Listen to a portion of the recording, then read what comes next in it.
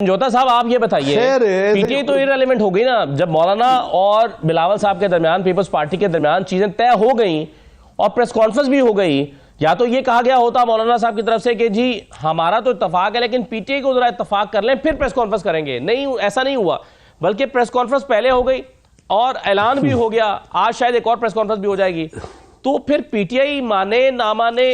किस हद तक माने, ये तो इररिलेवेंट बात है। असद भाई बहुत शुक्रिया, आपने मौका दिया। देखें, मौलाना साहब ने जो कल प्रेस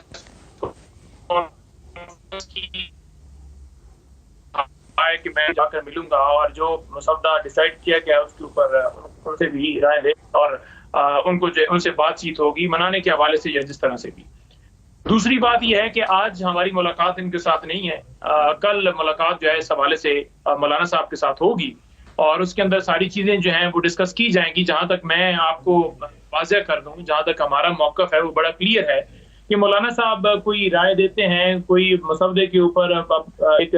तजवीज़ देते हैं कि ये हमारी तरफ से ये अमेंडमेंट्स प्रपोज की जाती हैं, वो मौक़िफ़ रखते हैं तहरीक इंसाफ के सामने। तो तहरीक इंसाफ ने बड़ा वाज़ेह मौक़िफ़ जो है वो बैरिस्टर गौहर साहब की जो है वो जुबान के अंदर जो है बयान किया है कि इमरान खान साहब से मुलाकात की जाएगी और उस मुलाकात के अंदर ये सारी चीजें रखी जाएंगी जो भी मौलाना साहब की तरफ से प्रपोज चीजें की जाएंगी। फिर उसके बाद हतमी जो है वो फैसला दिया जाएगा, क्योंकि हमारी तरफ से जो सुप्रीम है वो इमरान खान साहब हैं और जहां तक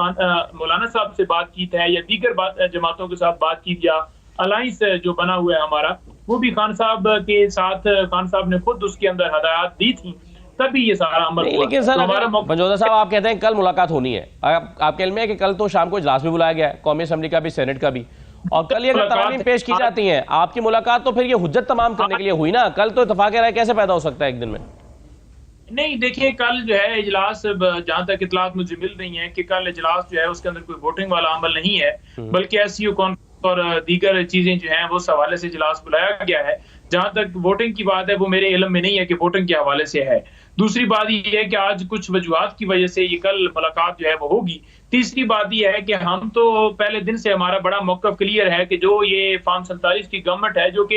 ये भी कहते रहे, मौलाना साहब भी कहते रहे और अब भी कह रहे हैं कि उनकी तरफ से जो तरामीम प्रपोज की गई हैं हम उनको तस्लीम नहीं करते। हाँ, इन्होंने तजवीज़ दी है तो वो तजवीज़ अभी हमारे सामने नहीं आई, डिस्कशन नहीं हुई, वो होगी तो फिर उसके बाद देखा जाएगा, जो मैंने आपको सारा पहले बता दिया है। जहां तक इनकी अमेंडमेंट्स की बात है तो हम उनको तस्लीम नहीं करते, जो उन्होंने मसौदा लाया था किसी की तरफ से लाया गया था। सही है, लेकिन उसमें मौलाना फजल रहमान साहब ने तो ये कल प्रेस कॉन्फ्रेंस में कहा ना,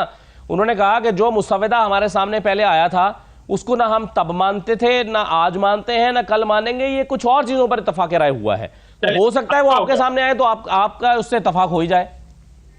देखिए, मैं पहले भी ये गुजारिश कर रहा हूं कि हमारे सामने आएगा तो खान साहब के साथ डिस्कशन होगी और जो भी फिर मामला तय होगा वो आपके सामने आ जाएगा। जहां तक इनकी सपोर्ट की बात है, जो उन्होंने भी बात की, हम इसलिए सपोर्ट नहीं कर रहे थे क्योंकि ये चाहते हैं कि मुल्क इनकी मर्जी के मुताबिक चला जाए, ऐसी अदालतें बनाई जाएं,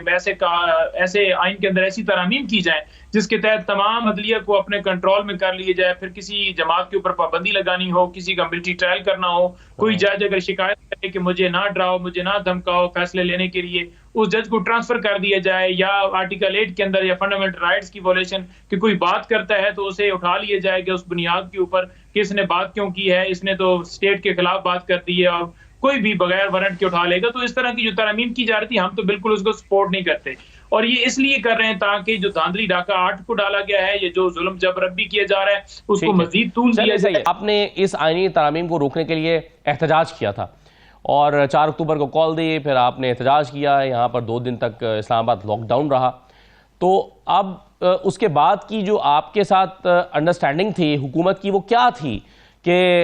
एससीओ के बाद होगा, कितना बाद होगा, क्या आपसे बातचीत की जाएगी या अगेन वैसे ही खामोशी के साथ ये तरामीम हो जाएंगी? यानी क्या तहरीक इंसाफ मुतमईन है इस बात पर कि ठीक है अगर उनका नंबर पूरा होता है तो वो कर लें आईनी तरामीम, क्योंकि पहले आपने एहतजाज का रास्ता अख्तियार किया था, अब आप ये नहीं कर रहे?